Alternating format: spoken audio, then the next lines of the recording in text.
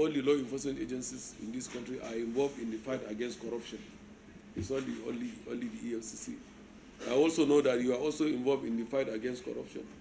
You are our very, very important partners. And in fact, without the media, there are areas that you are specifically involved in this sensitization and education of the people, because some people don't even believe that corruption is wrong.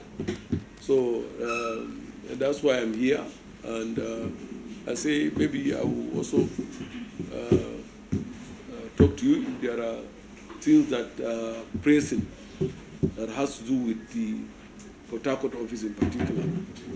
But I want to thank you very sincerely for your support in what we are doing, and urge you to support more, so that I think we have gone far. So that this year, this is a year of decision. We have to agree to fight together. We must fight corruption. The fight against corruption must be hot. Everybody must be involved. The most effective strategy in fighting corruption is mobilize everybody. Let every Nigerian take ownership of the fight against corruption. And you are a very important stakeholder. You are a very important partner in the fight against corruption. Nobody can deny that. In fact, as a journalist, you are the primary reason you are a journalist is that you want to fight injustice. Yes, you want to expose injustice. You want to expose corruption if you want to. So I will recognize that, and we urge you to continue to work with us so that we expose the corrupt practices. Of course, we have done few things last year. We've gotten about 3 convictions of governors who are all now in prison. So that was very good, and I appreciate your contribution, and so on. So we continue. We hope to record more convictions this year. More convictions. Like last year, we recorded the whole of EFCC. We recorded about 1,245 or so convictions. That is unprecedented. It has never happened before, and that is not only peculiar to Nigeria and other. Even within the world, you can see very few anti-corruption that has equal this thing. But we wouldn't achieve this without your cooperation. Yes, without your cooperation. So your work with us is very, very key to our success. Expose them. If you have problem, expose us also in the EFCC. The corruption is everywhere. I used to tell people. I'm fighting corruption both in the EFCC and outside the EFCC. Yes. So please help us to expose them. After this, I will give you my card. I don't know whether my card, I have enough of the card. And my contact. If there's anything, any information that is wrongdoing here, please let us know, so that we can correct the wrongdoing, and appropriate measure will be taken. Yes. Maybe you are aware that the army impounded about 244 trucks and vehicles involved in this illegal petroleum dealings. And after some years, most of the trucks and the vehicles were there lying. Please, can you don't divide the meeting? Okay. Most of the trucks are there for not less than 2 years. Some of them were since 2007, and they decided that they will hand over the trucks to the EFCC.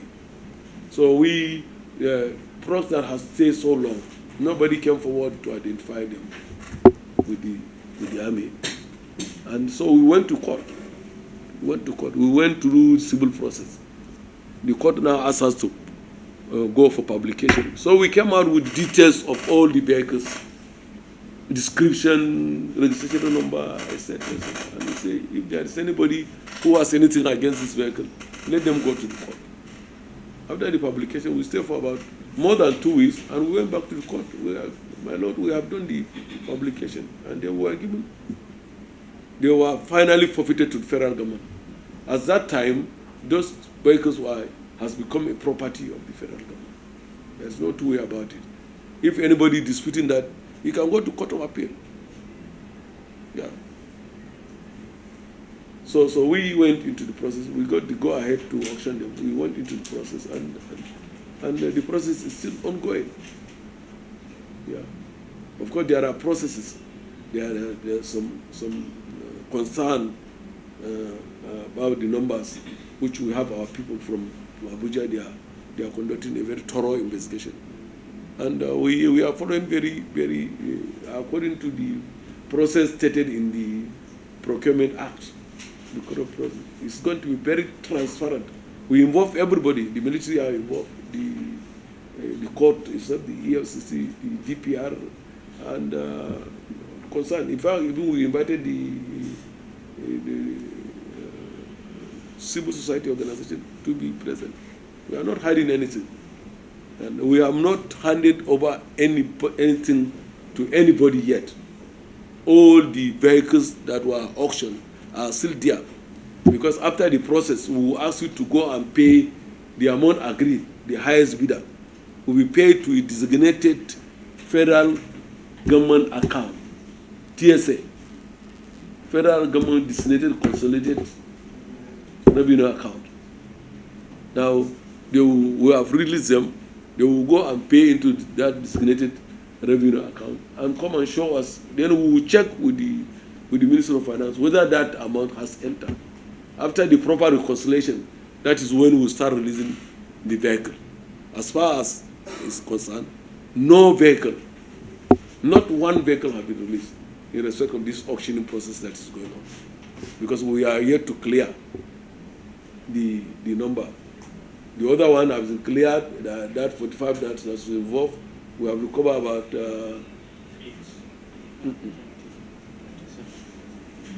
28. Which kind 8? There's somewhere in the distance now. 28. Which kind 8? Some of them have not been removed there. About 28 have been removed. So we are still conducting investigation to reach out. The investigation is still ongoing. But actually, we are not directly, because of our constraint in manpower. We are only, usually it is the Navy. Usually it is the Navy or the Army that used to arrest them and hand over to us, because we have a limited capacity. We are very few. And we are not the only people who are involved. We are not the only law enforcement agency actually involved in this.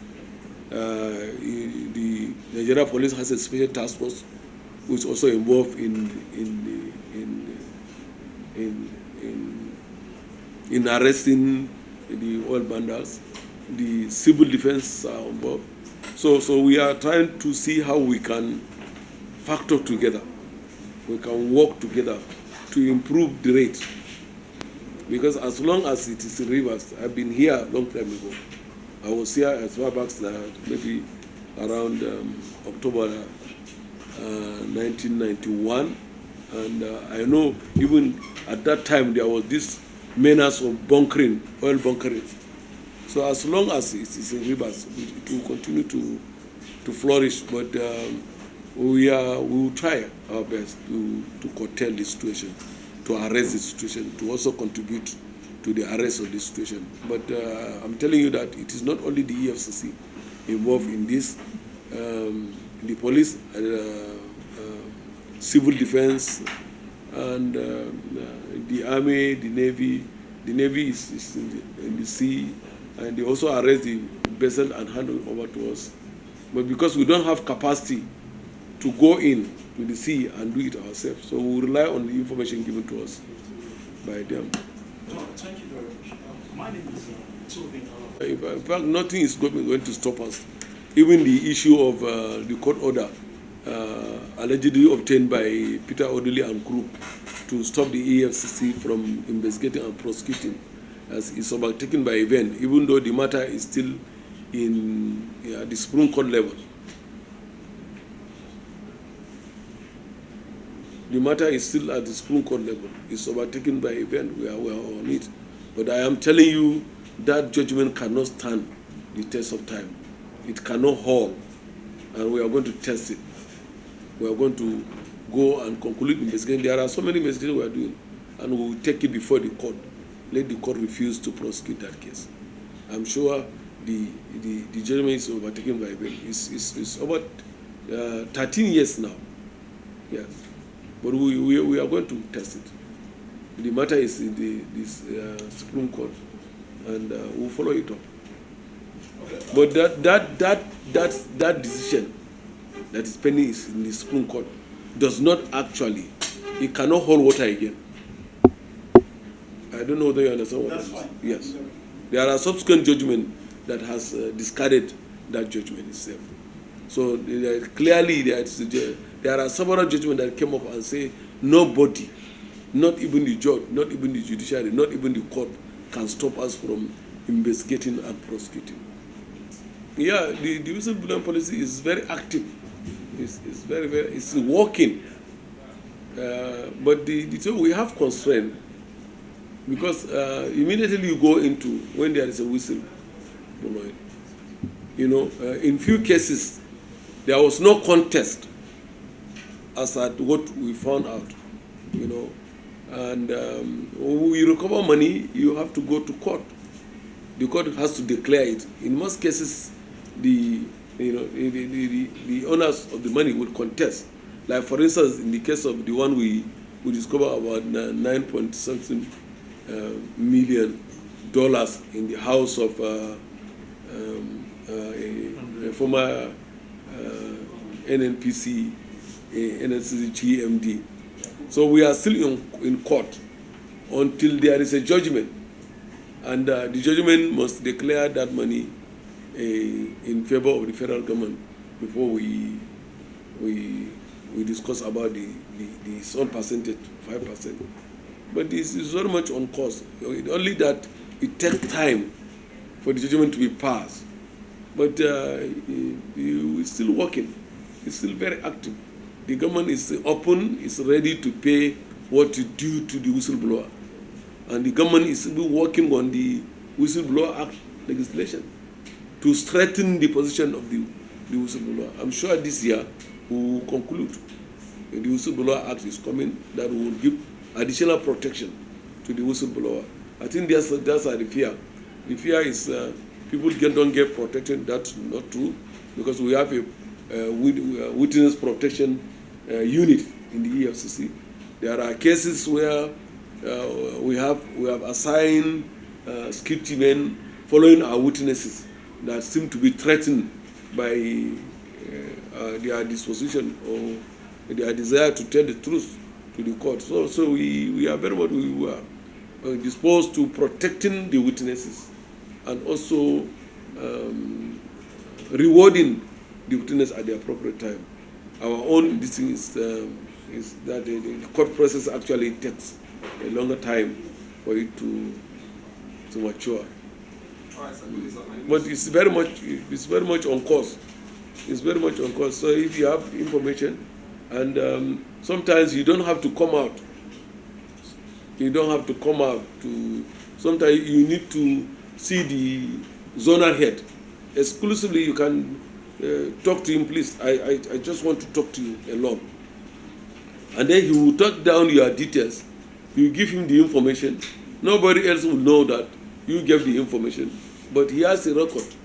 You also have a record that they will work on the information you have given. If they realize anything, they will now reach out for you, and you have the contact, so you can monitor what is happening. So it's very important. It's working. It's very much on course. No, that is why DPR is involved in the auctioning process. DPR is there.